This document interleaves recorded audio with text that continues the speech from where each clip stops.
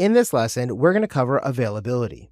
Now, availability in information security is used to ensure that information, systems, and resources are accessible and operational when needed by authorized users.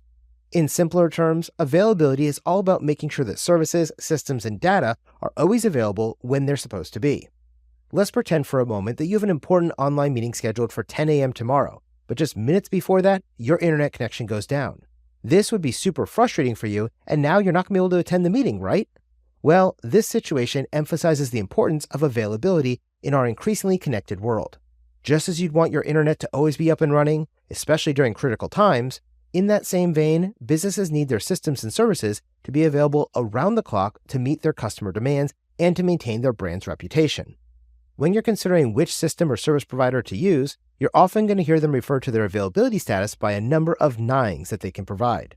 For example, 3 nines of availability equates to 99.9% uptime.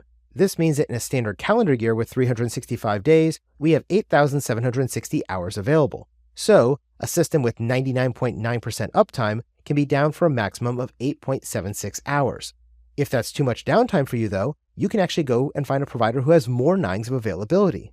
For example, I used to work for a service provider that had to maintain 5 nines of availability.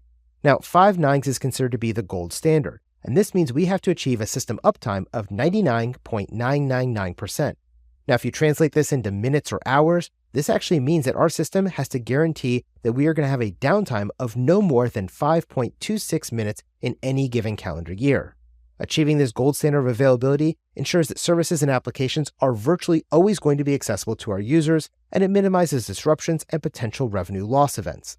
To put this into perspective, while a 99% uptime may seem high, it still allows you to have over 3.5 days of downtime per year, whereas the 5 nines of availability slashes that down to a mere 5 minutes. This level of reliability means we're going to have a robust infrastructure, proactive monitoring, redundancy measures, and swift disaster recovery mechanisms in order to achieve 5 nines of availability. Now, as cybersecurity professionals, we do value availability because it helps us to ensure business continuity, to maintain our customer trust, and to uphold our organization's reputation. Now, first, we need to talk about ensuring business continuity. Every minute your system is down, your business might be facing significant losses. For an e-commerce site, this could mean a direct loss in sales. For a hospital, it could mean a life-threatening situation if a critical system isn't operational. For example, in the telecommunications industry, a single hour of downtime can cost them, on average, $2 million. That means that for every minute of downtime, they are losing about $33,000 per minute. Second, we have maintaining customer trust. Now, if customers can't access their accounts, purchase their products, or use services because your system is down, their trust in your company is going to go down. If you suffer from a prolonged unavailability event, this can actually cause your customers to look for alternative solutions and purchase products or services from your competitors, causing you to lose revenue. Third and finally, we have upholding your organization's reputation. Now, if you have repeated downtime events, this is not only going to affect your business operations, but also tarnishes your organization's image in the long run, and this will make it more challenging to regain those customers' confidence in your organizations if they leave you for another provider. Now, in order to overcome the challenges associated with maintaining high levels of availability, the best strategy is to use redundancy in all of your systems and network designs. Now, redundancy is the duplication of critical components or functions of a system with the intention of enhancing its reliability. In simple words, it's about having backup options to ensure uninterrupted service.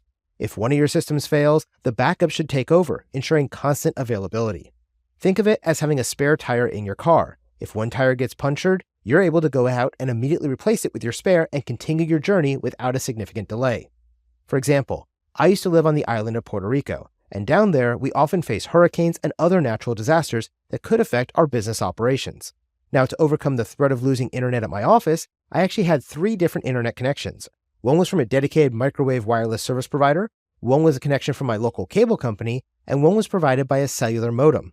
Now, if the microwave link went down, then our systems automatically switched over to the cable modem. If the cable modem also went down, we would switch over to the cellular modem. This way, regardless of what kind of outage occurred, we had redundancy in place to maintain the continuity of our operations. Now, there are various types of redundancy that you need to consider when you're designing your systems and your networks. This includes server redundancy, data redundancy, network redundancy, and power redundancy. First, we have server redundancy. Server redundancy involves using multiple servers in a load balance or failover configuration so that if one of those is overloaded or fails, the other servers can take over the load and continue to support your users. Second, we have data redundancy. Data redundancy involves storing data in multiple places. This way, if one storage site fails, the data can still be accessed from another location. Often, we achieve this locally using RAIDs or using a hybrid of on-premise and cloud-based backup systems. Third, we have network redundancy. Now, network redundancy ensures that if one network path fails, the data can still travel through another route. This is how I set up my old offices in Puerto Rico, so that if the microwave link went down, we switched over to cable. If the cable went down, we switched over to cellular, and this way, we could continue providing network connectivity to all of our users. Fourth and finally, we have power redundancy. Power redundancy involves using backup power sources like generators and uninterrupted power supply systems to ensure that your organization's systems remain operational even during periods of power disruption or outages within your local service area. So remember, availability is used to ensure that the data and systems are always ready for use when they're needed. The principle of redundancy plays a pivotal role in guaranteeing this uninterrupted service and achieving your higher levels of availability, so you should associate the term availability with redundancy because they go hand in hand. In a world where time is money and every second is going to count, ensuring the constant availability of your services is not just beneficial, it's imperative for your organization's continued success in this digital age.